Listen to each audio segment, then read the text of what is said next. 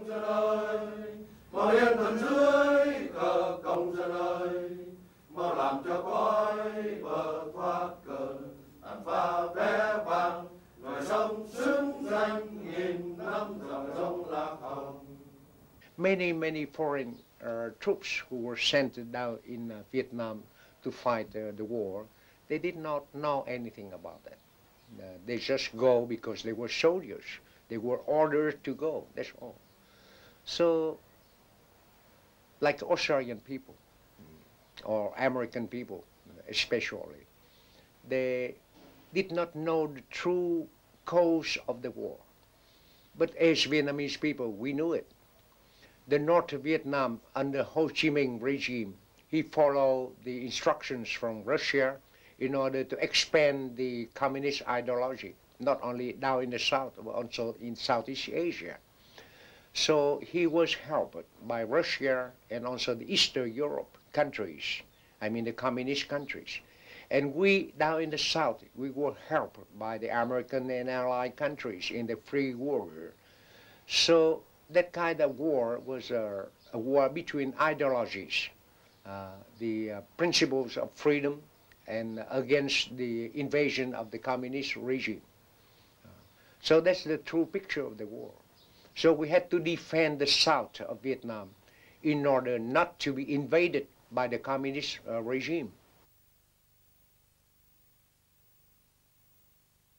During that wartime in Vietnam, the public media always try to exploit that kind of negative side. Women raped in the street, the babies naked, bloody body. That's a good picture for the cover. But they forget one thing, is that is the propaganda against us, against the soldiers who fought the right cause for the war. And the people outside living in peace, like yourself, you look at those pictures, you think, sheesh, Vietnamese people are killing each other like animals like that. And why? And you hear the propaganda on one side from the communists. He said, because we want to kill them. Because we are puppets of the American regime, we want to kill them. Because of that, we lost the war. Because of the anti-war demonstration in Washington, D.C., in Paris, in Sydney, in Canberra. So that's why the South Vietnamese people, we lost the war.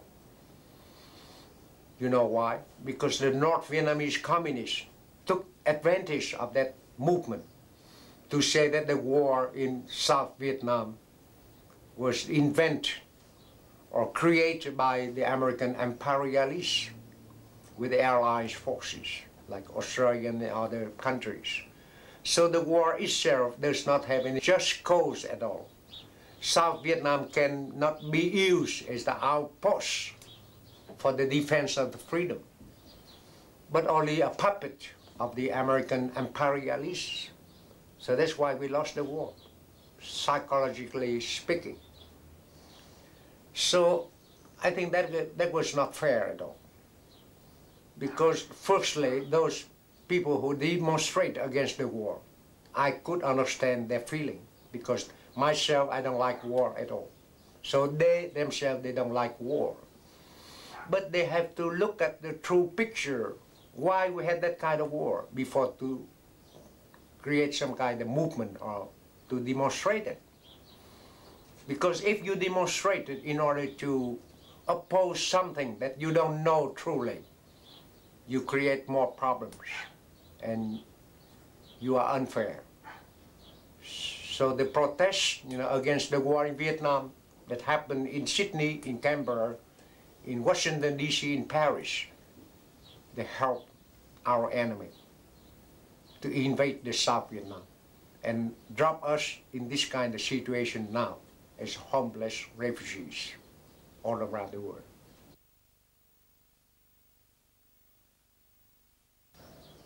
The war, in the true definition of the war, it means fighting with weapons, is finished.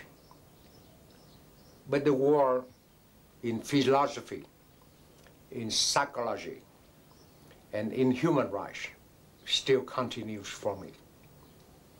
Before, I used weapons given by the armed forces to fight the war.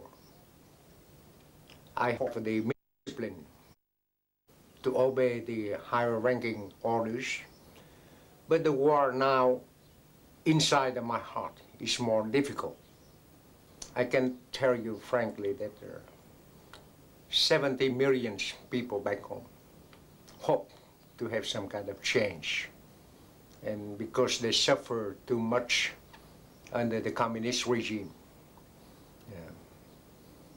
To me, hoping is not enough. We have to do something besides hoping and besides praying, because action will count.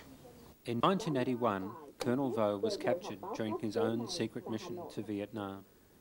They found out that I tried to infiltrate into the country to motivate the spirit of the resistance forces back home, to overthrow the government. So they detained me and tortured me in order for me to confess what they want me to confess.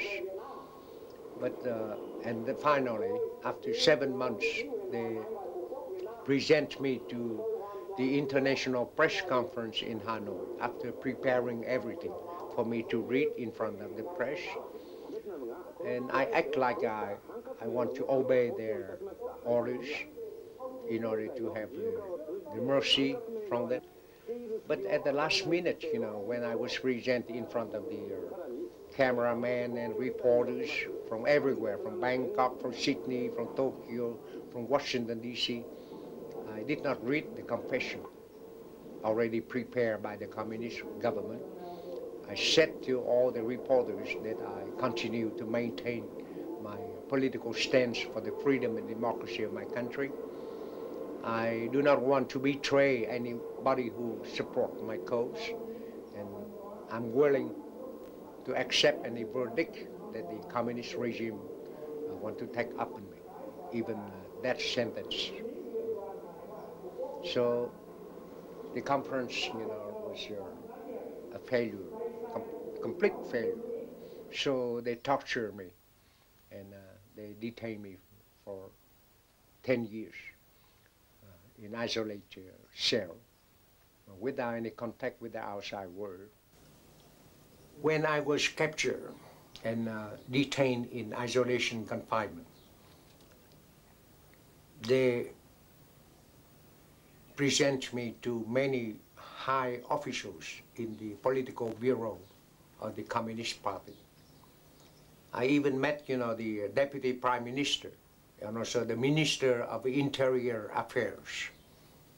And I talked to them that if you could do something good for the country, after the war in 1975, when you said that you reunify the whole country, we have independence, we have freedom, and you organized the delegations from outside to from inside to outside, and talk to the people in the free world that the war is now ended in Vietnam.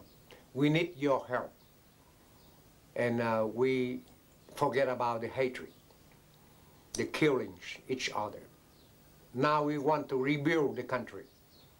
If you could do that, that is the good thing. The country can say thank you. But instead of doing that, you put everybody in the South government and army into the concentration camps. You destroy all the family lives. You destroy the culture and traditions in the South.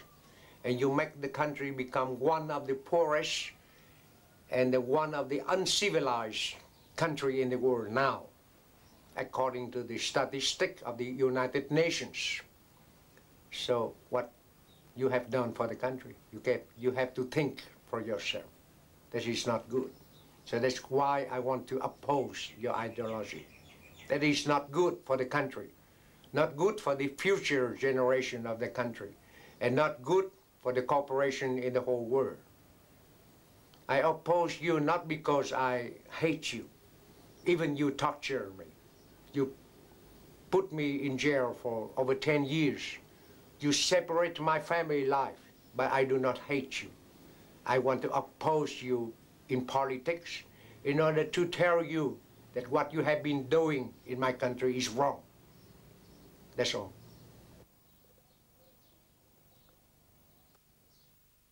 Why did you shave off your beard?